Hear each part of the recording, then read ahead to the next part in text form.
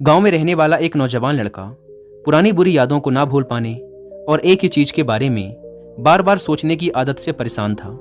अगर उसे कोई कुछ कह देता या फिर उसके साथ कुछ थोड़ा सा भी गलत हो जाता तो वो बस उसी एक घटना के बारे में पूरे दिन सोचता रहता।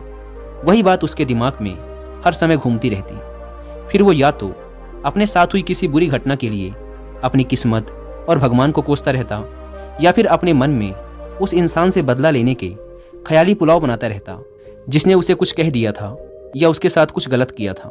अपने इस ज़्यादा सोचने की आदत की वजह से ना तो लोगों के साथ उसके अच्छे रिश्ते थे और ना ही वह किसी काम को अच्छे से कर पाता था।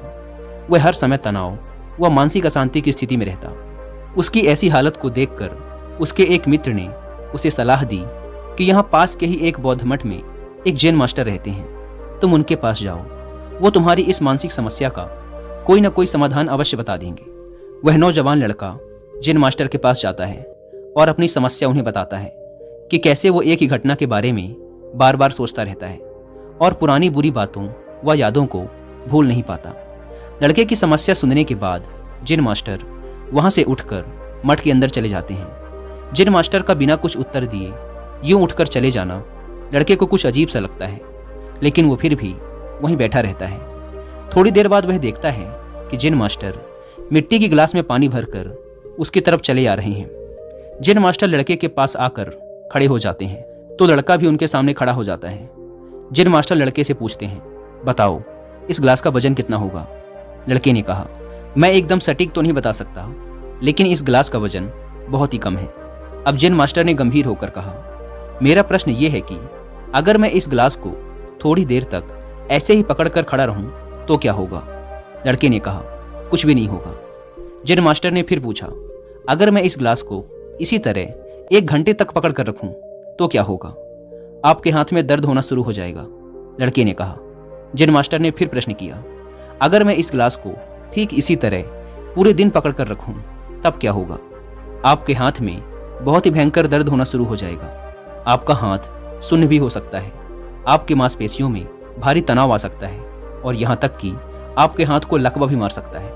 लड़के ने गंभीर शब्दों में कहा। जैन मास्टर ने कहा, बहुत बढ़िया, लेकिन क्या इस दौरान ग्लास का वजन बदला? लड़के ने कहा, नहीं, वजन तो नहीं बढ़ा। तब भला हाथ में दर्द और मांसपेशियों में तनाव क्यों आया? जैन मास्टर ने पूछा। बहुत समय तक पकड़े रहने के कारण, लड़के ने जवाब दिया। जैन मास्टर ने फिर प्रश्न किया, अब इस दर्द से छुटकारा पाने के लिए मैं क्या करूं? ग्लास को नीचे रख दीजिए। लड़के ने कहा।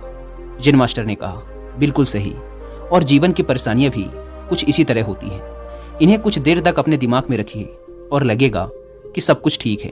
उनके बारे में ज़्यादा देर तक सोचिए और आपको पीड़ा होने लग जाएगी, और इन्हें और भी देर तक अपने दिमाग में रखिए, फिर ये आपको अशांत व पागल करने लग जाएंगी और आप कुछ भी नहीं कर पाएंगे। जैन मास्टर ने लड़के की तरफ इशारा करते हुए कहा, अपने जीवन की पिछली गलतियों और घटनाओं के बारे में सोचना जरूरी है, लेकिन उससे भी ज़्यादा जरूरी है उनसे सीखकर आगे बढ़ना। अगर तुम एक ही बात को पकड़कर बैठे रहते हो तो ठीक उस गिलास की तरह ये भी तुम्हारे जीवन में दर्द पैदा कर देगा। अगर तुम आज अपने अतीत को लेकर बैठे रहते हो तो ये आज भी तुम्हारे हाथ से निकल जाएगा और फिर तुम भविष्य में इसके लिए पश्चाताप करोगे। तुम अपने अतीत के लिए जैसा इंसान बनना चाहते हो या फिर जिन गलतियों के लिए पश्चाताप कर रहे हो तो तुम आज से ही वैसा इंसान बनने का प्रयास करो और कोशिश करो कि आज तुम वैसी गलतियां ना करो जिसके लिए तुम्हें भविष्य में पछताना पड़े। इसलिए चिंता करना बंद करो और अपने आज के कर्मों पर ध्यान दो, क्योंकि चिंता व्यक्ति को उसकी चिता तक ले जाती है।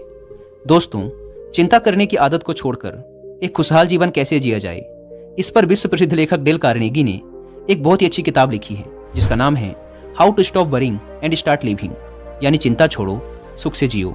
अब तक 10 मिलियन से ज़्यादा लोग इस किताब को पढ़ चुके हैं, और अगर आपके पास इसे पढ़ने का टाइम नहीं है तो आप हिंदी में इस पूरी किताब को सुन भी सकते हैं कुकू एफएम ऐप पर। इस किताब में चिंता करने की आदत से छुटकारा पाने के कई सारे तरीके बताए गए हैं।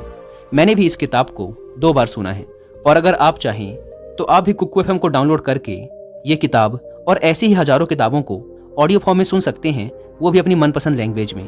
कुकू एफएम, जो कि इंडिया का सबसे बड़ा ऑडियो बुक प्लेटफॉर्म है, उसके पूरे साल भर का सब्सक्रिप्शन पड़ता है सिर्फ 399 रुपीज़ का, लेकिन इसमें भी आप 200 रुपये बचा सकते हैं अगर आप यूज़ करते हैं कूपन कोड WI200, और आपको इसका ईयरली सब्सक्रिप्शन पड़ेगा 399 की बजाय सिर्फ 199 रुपीज़ में।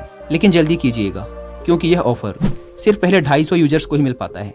ऐप को डाउनलोड करने की लिंक भी आपको डिस्क्रिप्शन एंड फर्स्ट कमेंट पर मिल जाएगी।